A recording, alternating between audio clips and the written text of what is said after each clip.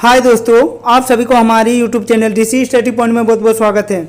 आज हम लोग क्लास 7 के 14 अक्टूबर को होने वाले हिंदी के पेपर के सब्जेक्टिव क्वेश्चनों को देखने वाले हैं, जो आपके होने वाले एग्जाम के दृष्टिकोण से बहुत ही महत्वपूर्ण होगा।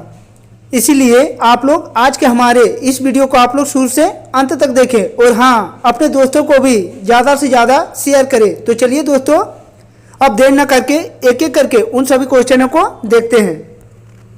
आज का हमारा पहला क्वेश्चन कह रहा है कि कविता में कलम और तलवार शब्द का क्या आशय है। तो इस सवाल का सही जवाब होगा कि कविता में कलम शब्द से आशय बुद्धिजीवी वर्ग के लोगों से है तथा तलवार शब्द शक्तिशाली वर्ग का प्रतिनिधित्व करती है।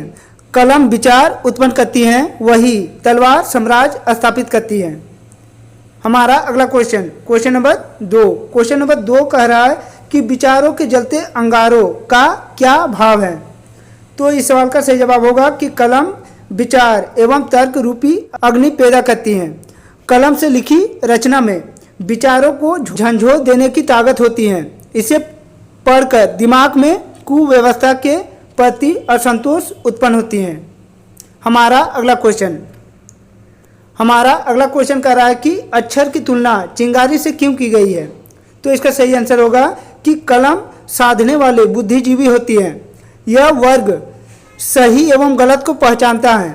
जब कलम व्यवस्था के विरुद्ध लिखने लगती है तो पढ़ने वाले के दिमाग में चिंगारी के रूप में पहुंच जाती है।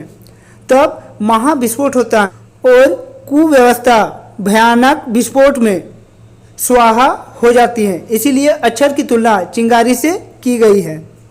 हमारा अगला क्वेश्चन कह रहा है कि तलवार कब जरूरी हो जाती है। तो इसका सही आंसर होगा कि जहां असत्य सत्य का गला घोट दे, जहां हृदय में सदैव प्रतिरोध की ज्वाला जल रही हो, वहां कलम की नहीं तलवार की जरूरत पड़ती है। अर्थात बलशाली तलवार के बल पर क्षण भर में ही व्यवस्था को बदल सकता है, तब तलवार की जरूरत होती है। हमारा अगला क्वेश्चन नंबर 5 कह रहा है कि खुसरो के गुरु कौन थे, खुसरो ने उनके संबंध में क्या कहा। तो इसका सही आंसर होगा कि खुसरो के गुरु प्रसिद्ध सूफी संत हजरत निजामुद्दीन औलिया थे। खुसरो ने उनके संबंध में कहा था कि वे ऐसे शहंशाह हैं जिनका न कोई तख्त है न ताज, फिर भी वह बादशाहों को उनके पैरों की धूल की आवश्यकता होती है। हमारा अगला क्वेश्चन कह रहा है कि खुसरो का अधिकांश समय कहाँ बीता।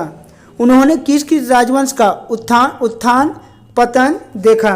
तो इसका सही आंसर होगा कि अमीर खुसरो का अधिकांश समय राज दरबारों में बीता एवं उन्होंने गुलाम वंश, खिल्ली वंश और तुगलक वंश 3 राजवंशों और 11 सल्तनतों का उत्थान और पतन अपनी आंखों से देखा।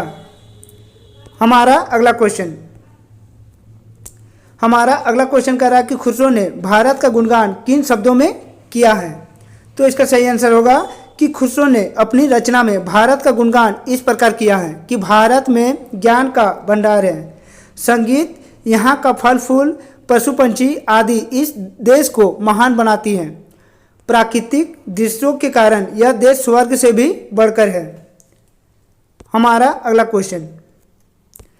अगला क्वेश्चन कह रहा है कि अपने गुरु की मृत्यु की खबर सुनकर खुसरो ने क्या किया।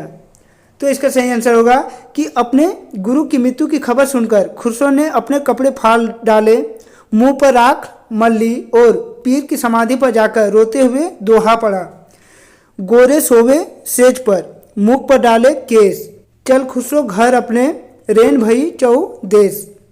इनके बाद वे वैरागी हो गए। हमारा अगला क्वेश्चन और हमारे इस सेट का आखिरी क्वेश्चन।